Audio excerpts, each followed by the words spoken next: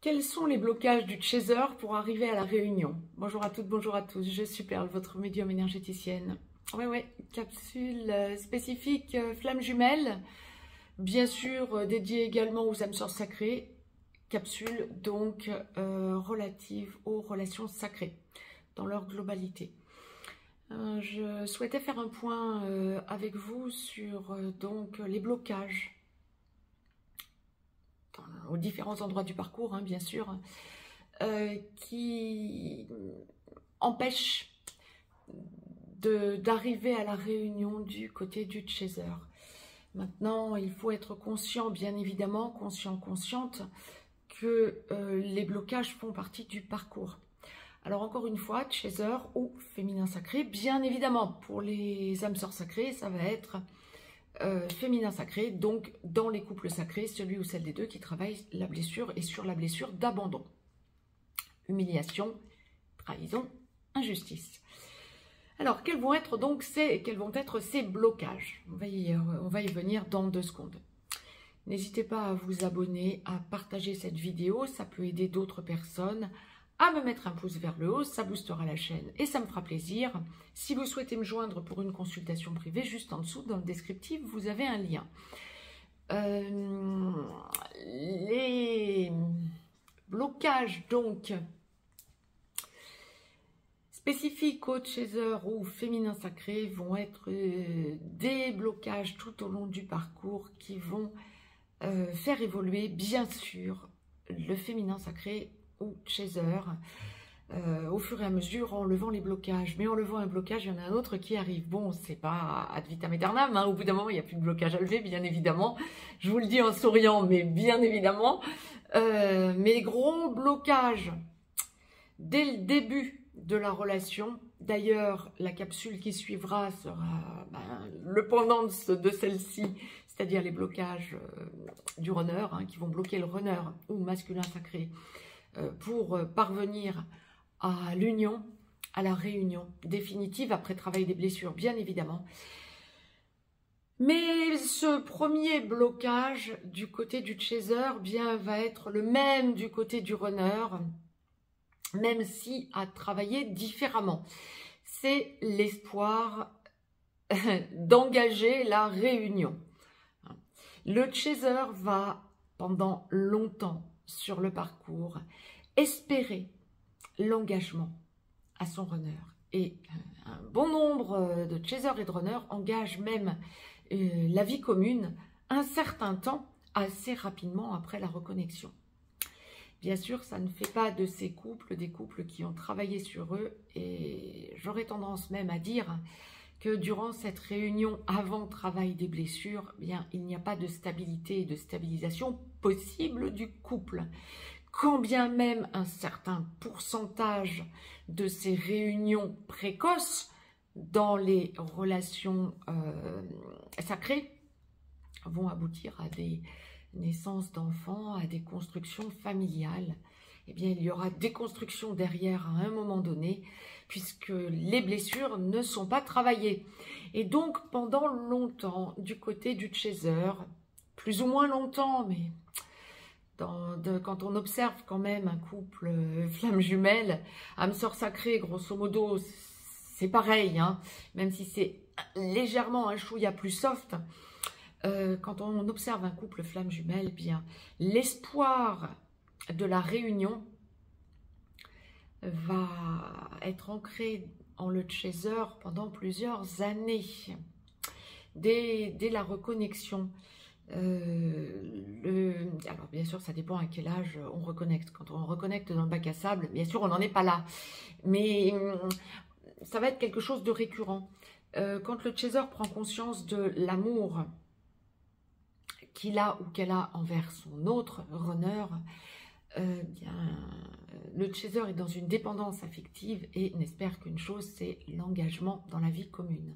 Alors je vous évoquais, hein, je brosserai le portrait du côté du runner, mais je vous évoquais le fait que le runner est dans la même logique d'engagement, oui bien sûr, mais pas pour les mêmes raisons et pas en travaillant de la même façon. Le chaser est prêt à tout accepter de son autre runner, y compris lorsqu'il y a vie commune très rapide, donc après la reconnexion, ou précoce parce que le travail n'est pas fait quant au travail des blessures, hein, du côté du chaser, l'abandon, du côté du runner, le rejet, bien le chaser va accepter l'inacceptable de son runner. D'ailleurs, ça va durer, qu'il y ait engagement dans la vie commune ou non, ça va durer des années dans le couple flamme jumelle, cette acceptation du côté du chaser de l'inacceptable. Le runner qui a des énergies tierces, une énergie tierce ou des énergies tierces, et donc qui est en triangulaire bien souvent dans le charnel avec son autre chaser. Le chaser l'accepte parce qu'il a peur de perdre cette relation non saine, mais estime que c'est mieux que rien, que de ne pas voir du tout son runner. Donc ça peut durer et va durer dans les couples flammes jumelles des années, ce genre de choses.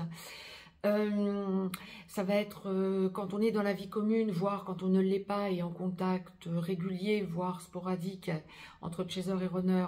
Le runner qui va faire des réflexions à son chaser, qui va, alors dans la vie commune, ça va atteindre bien sûr l'abject bien souvent. Le runner qui tacle son chaser, qui se moque de son chaser, qui rabaisse son chaser, ça va confiner bien souvent à une impression du côté du chaser d'être avec un ou une perverse narcissique. Ça n'est pas le cas si vous êtes dans une relation flamme jumelle ou même dans une relation d'âme sœur sacrée, bien évidemment. Ce qu'il va falloir voir, c'est le à côté dans ce genre de situation, parce que le runner ou masculin sacré peut donner l'impression d'être un pervers ou une perverse narcissique. Lorsqu'on vit ensemble, hein. Lorsque l'on ne vit pas ensemble, ça va vraiment être des réflexions inacceptables. Bien souvent, quand il y a du charnel entre chaser et runner, ou qu'il y a eu du charnel, le runner va se permettre des réflexions assez osées, relatives à la sexualité, ou va montrer des déviances, ou va montrer des addictions. Alors si on parle charnel, bien ça va être des addictions au sexe, des addictions par exemple sur des sites hard, sur des sites de rencontres hard, ça va être en libertinage, etc. Et essayer d'y entraîner son chaser qui, encore une fois, bien souvent, et j'aurais tendance à dire malheureusement, parce que jusqu'à présent, je n'ai jamais rencontré un chaser en relation à son autre, hein, j'entends, qui aille dans ce genre de choses, libertinage, etc., de gaieté de cœur. Ça va plutôt être pour préférer ne pas perdre le contact à son runner, ou ne pas passer pour prude, etc. Or, le chaser n'est pas à l'aise parce que le chaser est dans la dépendance affective, et justement, le runner met à mal son chaser dans ce genre de situation, parce qu'il n'y a pas de relation qui est en train de s'unir, bien au contraire, c'est une désunion plus qu'autre chose, puisque le chaser se rend compte de l'irrespect de son runner. Et donc, tant que le chaser accepte l'inacceptable et accepte de se laisser blesser par son runner, alors que ce soit dans ce genre de déviance, ou que ce soit parce que le runner a d'autres addictions, prenez bien sûr l'acception qui vous convient, hein. Je vous parle chaser-runner, je dis il de façon à être neutre, hein, bien évidemment. Mais le runner peut bien sûr montrer à son chaser d'autres addictions, que ce soit des addictions à l'alcool, à la drogue, au sexe, au jeu, à l'argent, au travail. Ça aussi, ça revient assez fréquemment, hein, dans les relations sacrées et notamment flammes jumelles. Bien évidemment que le runner montrera toujours au chaser « je n'ai pas de temps pour toi » à la finale. Et donc, le chaser accepte les tout petits moments que son runner lui accorde, de peur de ne plus en avoir du tout, jusqu'au moment où le chaser dit stop parce que c'est trop contraignant et trop blessant. Plus le chaser va accepter d'avoir quelques miettes, moins le runner va lui donner de miettes à son chaser, et plus le chaser va en attendre. jusqu'au jour où le chaser n'attend plus rien. Et là, on lève un blocage. Le sujet de la capsule étant toujours les blocages du chaser. Hein. Et ça, c'est un blocage essentiel. Il y a donc un déblocage, un déverrouillage. Je n'accepte plus les miettes. Je préfère être seule que mal accompagnée. Je préfère ne plus voir mon autre plutôt que de le voir quand il le décide. On touche aussi quelque chose d'essentiel. Là, en blocage, c'est le chaser qui accepte de changer son emploi du temps parce que le runner le prévient d'une possible entrevue à la dernière minute. Bien sûr que le runner va se rassurer. Mon autre a du temps pour moi et même s'il n'en a pas, ben, il est en train de le dégager, le temps pour moi. Et donc, bien, ça me prouve qu'il tient à moi. Mais oui, mais ami chaser, vous avez autre chose à faire. Et votre vie est où là-dedans? Et le jour où vous réalisez que bien, ce que vous devez prioriser, c'est vous et votre emploi du temps, et non pas que votre runner arrive à la dernière seconde et vous dise « Oh, je peux être là dans 10 minutes. T'as du temps pour moi, hein, chérie ?» Non, fallait me le dire avant.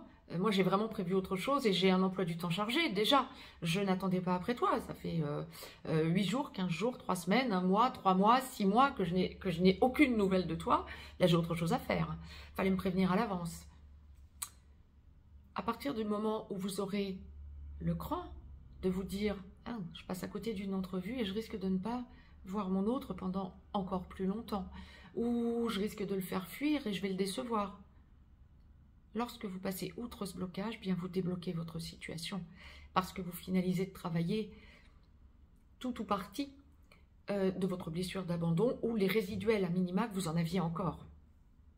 Vous n'avez plus peur? C'est quoi votre priorité, vous et votre emploi du temps? C'est pas votre autre qui vient quand il a envie de vous faire un coucou. Hein. À partir de là, vous allez vous rendre compte que vous lâchez quelque chose et vous allez sentir que ça opère un déblocage en vous. Là, on lâche un gros blocage. Autre chose aussi qui est un blocage, alors là ça va être spécifique, non pas pour les âmes sœurs sacrées mais pour les flammes jumelles, mais il faut quand même que je vous le signale. Pour les flammes jumelles, ce qui va être un gros blocage, ça va être tant que le chaser ne sera pas dans sa mission d'âme. Pourquoi? Bien parce que en tant que flamme jumelle, l'essentiel n'est pas que l'on soit ensemble avec son autre runner. L'essentiel pour la source est que l'on remplisse sa mission d'âme étant remettre les êtres qui viennent à nous sur leur chemin de lumière. C'est la meilleure définition que je retranscris toujours, que la source m'est toujours donnée pour les flammes jumelles. Si vous voulez faire la différence entre mission d'âme et mission de vie, la mission d'âme n'est spécifique qu'aux flammes jumelles. Je vous ai mis une capsule il y a peu de temps à ce sujet, je vous encouragerai à l'écouter ou à la réécouter. Vous comprendrez la différence entre mission de vie et mission d'âme à partir de là. Si vous l'avez un peu perdu de vue, bien vous pouvez la réécouter, ça vous aidera à comprendre. Mais pour une flamme jumelle, chaser comme runner, le plus important va être votre mission d'âme. Et le chaser, c'est ce qui va lui permettre tout au long du chemin, à partir de l'enclenchement de la nuit noire de l'âme, de garder la tête hors de l'eau. Alors j'ai beaucoup de chasers qui vont avoir du mal à enclencher leur mission d'âme, qui vont avoir peur de se retrouver trop indépendants, je dirais, sans travail conventionnel régulier qui va leur assurer un revenu régulier. Ben oui, parce que la mission d'âme, c'est aussi être indépendant, c'est ne plus être dans un carcan, dans un moule, le moule de la convention, du conventionnel. Et donc, effectivement, c'est prendre le risque de ne plus être ni salarié ni fonctionnaire à un moment donné. Donc, ben, comment je vais faire pour assurer tous les mois mes revenus? Ben, vous vous êtes incarné pour ça, ami chaser. Vous avez la solution en vous. Et tant que vous aurez cette peur de manquer, pécuniairement parlant, ben, vous n'arriverez pas à enclencher votre mission d'âme. Plus vous allez aller vers votre indépendance, vers votre autonomie, plus vous allez vous rendre compte que votre mission d'âme vous permet de respirer et de travailler sur vous. Quant à votre dépendance affective, même à votre autre, hein, ça vous fait aussi travailler sur votre relation. J'ai presque envie de vous dire aussi et avant tout, même.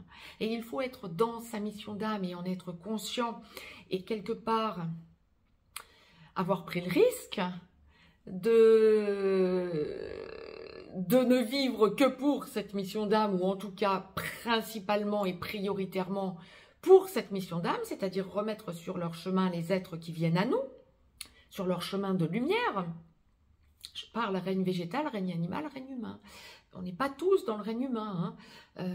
Et d'ailleurs, on est toujours pluridirectionnel et on touche toujours les 3 domaines, bien évidemment, végétal, animal, humain, mais pas dans le même pourcentage et pas dans la même importance dans notre mission d'âme. Mais on est toujours pluridirectionnel. Et donc, effectivement, on est amené à certains moments de notre évolution à se rendre compte de combien on va toucher le règne végétal, combien on va toucher le règne animal et combien on va toucher le règne humain, et dans différents aspects pour chacun de ces règnes. Et tant que nous ne sommes pas là-dedans en conscience et que nous ne le faisons pas de façon pluriquotidienne et en tout cas pour évoluer clairement vers notre libération, eh bien nous ne sommes pas dans notre mission d'âme et ça génère un blocage dans notre relation sacrée. Parce qu'on n'est pas dans notre artisanat de lumière à plein et que donc on ne se remet pas entre les mains de la source. Je ne peux pas vous le dire plus directement. Dernier blocage fondamental, c'est le blocage que l'on rencontre. Alors donc pour les chasers, hein, c'est le blocage que l'on va rencontrer en bout de parcours. Alors ça paraît bizarre pour ceux et celles, amis de chasers ou féminins sacrés qui n'en sont pas là. Vous allez vous dire, ah bah quand on en est là, ben non, c'est plus un blocage. Si, ça en est un. Ben, c'est celui de ne pas avoir envie de s'engager à son autre. Et ça vous paraît bizarre, mais c'est bien, ça arrive bien à tous les chasers ou féminins sacrés en aboutissement. On en arrive là, on est tellement bien en soi que quand son runner arrive et nous dit ben, qu'est-ce que tu dirais qu'on parle à cœur ouvert maintenant, le runner est totalement dans l'authenticité, est totalement équilibré, etc. Le chaser est tellement équilibré que ben, l'engagement, ça lui parle plus forcément. Il est heureux de voir son autre, hein, l'ami de chaser, mais il est aussi heureux d'être tranquille. Il est heureux d'être chez lui, tranquille. Alors on arrivera bien sûr à l'engagement, hein, je vous tranquillise, mais il n'y a plus aucune attente. Et il y aurait même quelque chose à travailler qui va vous paraître, si vous n'en êtes pas là, être à l'envers de ce que vous pensez. Quand on en arrive à ce point où le runner est totalement réveillé et vient chercher son chaser par la main pour engager la vie commune réellement, puis aller vers la complétude, puis la fusion, hein, pour les flammes jumelles, et donc engager la vie commune et engager la mission d'âme commune ensuite pour finaliser le tout et être dans la fusion, eh bien on va avoir un passage, c'est ce que j'appelle la friction des égos, où le runner va devoir ramer parce que son chaser n'est plus du tout pressé d'être dans l'engagement, parce que le chaser a un résiduel de peur d'être à nouveau blessé par son runner. Qu'est-ce qu'il est en train de me faire là? Il est en train de vouloir à nouveau activer en moi tout ce qu'il a fait tout au long du parcours, mais moi j'ai plus confiance en lui. Je n'attends plus qu'il vienne à moi pour s'engager. Je n'ai plus envie d'être blessée. Et le chaser va devoir travailler en lui. C'est un résiduel de blessure, d'abandon, hein, bien sûr, quelque part. Mais pris à l'envers, c'est l'envers du décor. Le chaser est tellement équilibré, féminin, masculin en lui, qu'il n'a plus cette attente que son runner vienne engager la vie commune, et a même peur que son runner, alors qu'il lui montrerait totalement patte blanche, reparte en vrille derrière. Donc le chaser va observer, observer, observer, et le runner étant dans son authenticité, n'ayant plus de masque, va finir à force d'être observé, de pouvoir prouver à son ex-chaser qu'il est bien réellement équilibré en lui et qu'il ne va plus blesser son ex-chaser, mais bien engager la vie commune sans plus aller voir ailleurs, sans plus dire de choses inacceptables, sans plus blesser son autre, mais au contraire dans l'amour inconditionnel et dans le besoin de compenser tout ce qui aura été déstabilisé et déstabilisant tout au long du parcours. Là, on aura levé tous les blocages, en tout cas du côté du chaser. Je reviens vers vous très rapidement pour voir quels sont les blocages du côté du runner. Je vous embrasse. Si vous n'avez pas tout intégré, n'hésitez pas à réécouter parce que ça peut être intéressant. Je vous embrasse. Très très belle journée à toutes et à tous.